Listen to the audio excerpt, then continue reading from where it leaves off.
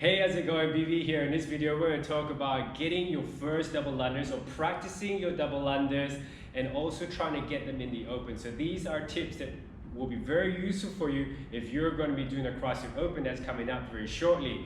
By the way, double unders is one of the most used movement in the CrossFit Open, and it's a simple, very basic movement that you should practice already when you first started your CrossFit journey. But if you haven't, that's okay. I got you for this video. So if you haven't got your double unders yet, this is what you need to do. You need to create an environment that's going to be great for your learning process. When you're trying to learn a complex skill like double unders, you need to be fresh. So you can't do this after your workout. You need to do this at the start of your workout so then you can learn the process of learning a new skill. You never try and learn something when you're destroyed or when you're so fatigued, because you're not going to learn shit. So that's very important.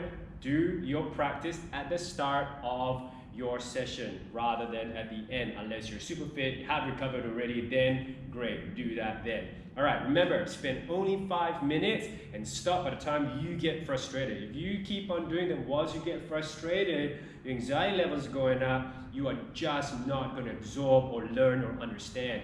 Learning a new skill like this really is all about you trying to take in all the information and data that's going on around you so that you can make the adjustments that your body needs to do so that you can successfully complete this complex skill.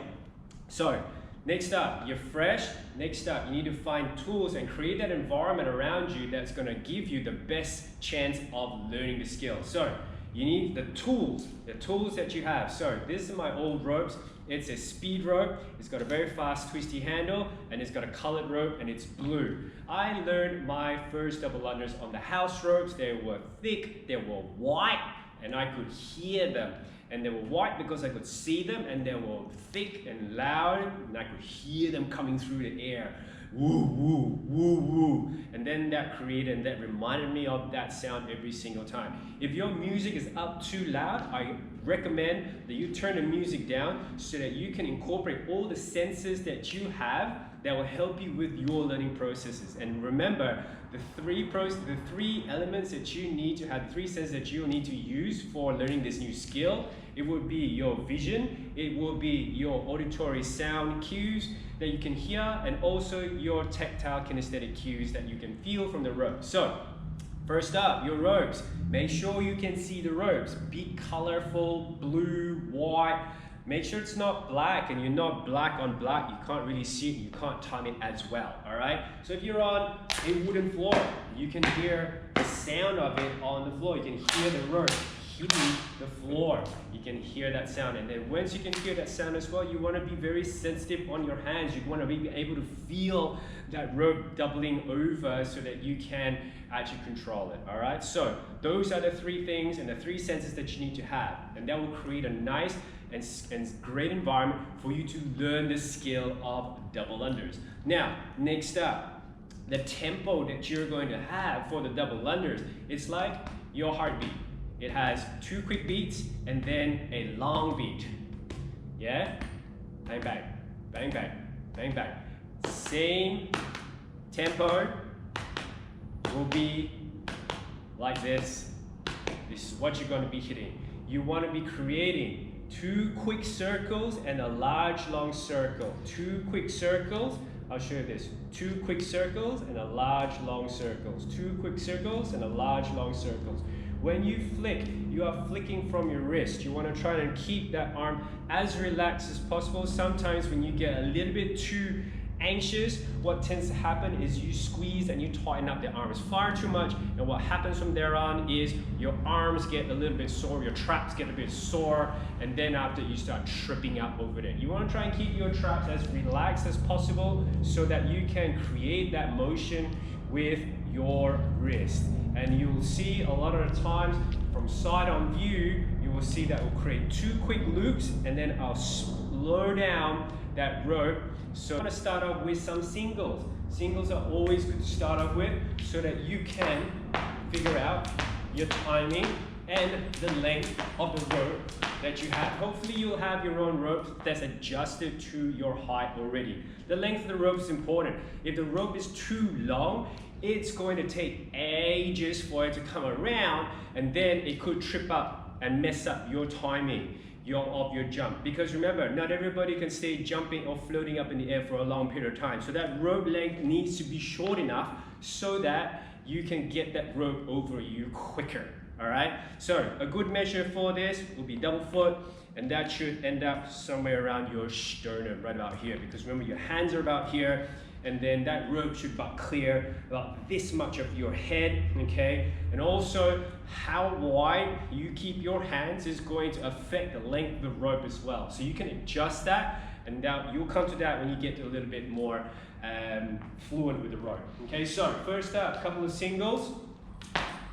Watch that rope here. You're looking for that rope, making sure you can see that it's contacting the floor right here. A lot of times the rope is too long, it will hit the floor over there, and it needs to get dragged across, okay? So you want to adjust that length of the rope so that it will hit the floor probably about 10-15 centimeters down in front of you. That's your spot, where the sweet spot where that rope needs to hit on the floor so that you can start that double under. Most of the time your timing is out because you're not getting that rope to start that first pull right underneath the rope. Some of them, and the rope's too long, it hits the floor over here, you try that quick pull, but then you're gonna hit the floor already, all right? So your body's gonna land, all right? So you wanna try and adjust that.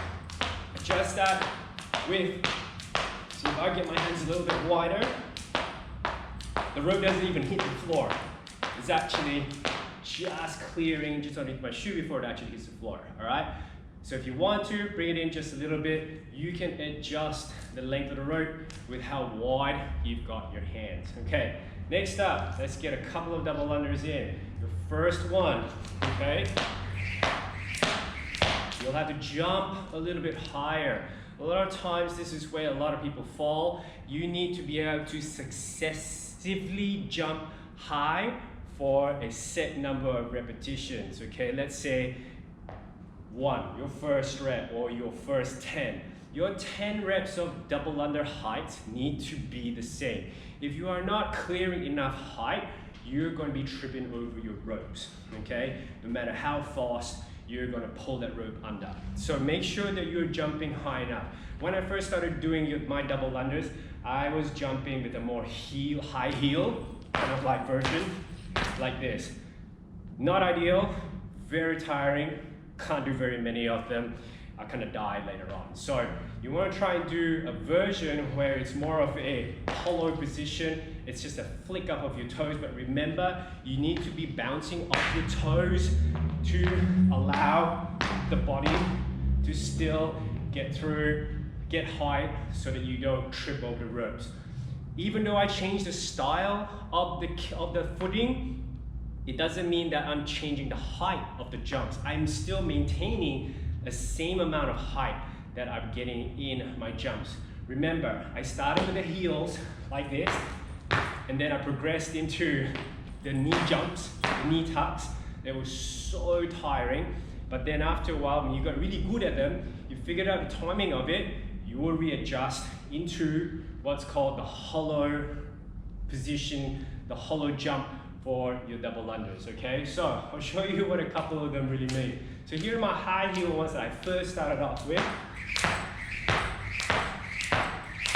And that allows me to actually get higher, stay higher, so that I can pull the rope under me twice. So you can see I'm already puffed out already with this video, so I won't do too many of them. And next up, I'll show you the knee tuck.